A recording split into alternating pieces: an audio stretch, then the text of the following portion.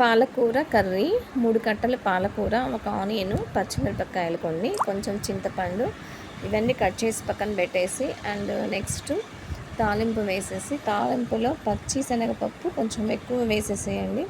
ఉడికిన తర్వాత కర్రీతోటి చాలా టేస్టీగా ఉంటాయి. అండ్ నెక్స్ట్ తాలింపు వేగిన తర్వాత పాలకూర కట్ చేసింది అందులో వేసేసేయండి. పచ్చిమిరపకాయ, ఉల్లిపాయ అండ్ చింతపండు కూడా వేసేసేయండి. కొంచెం వాటర్ వేసేసేయండి.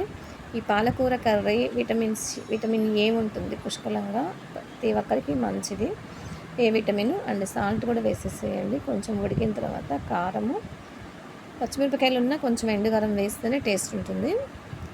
పసుపు వేయాలి. అండ్ తర్వాత ఆ నీళ్ళతోనే మగ్గిపోతుందండి. కొంచెం వాటర్ వేసేసాం కదా, ఇలా వాటర్ అంతా ఇంకిపోయే వరకు తర్వాత కర్రీ అవుతుంది. వేడి వేడి రైస్లోకి, చపాతీలోకైనా బాగుంటుంది. నెయ్యి వేసుకొని తింటే చాలా టేస్టీగా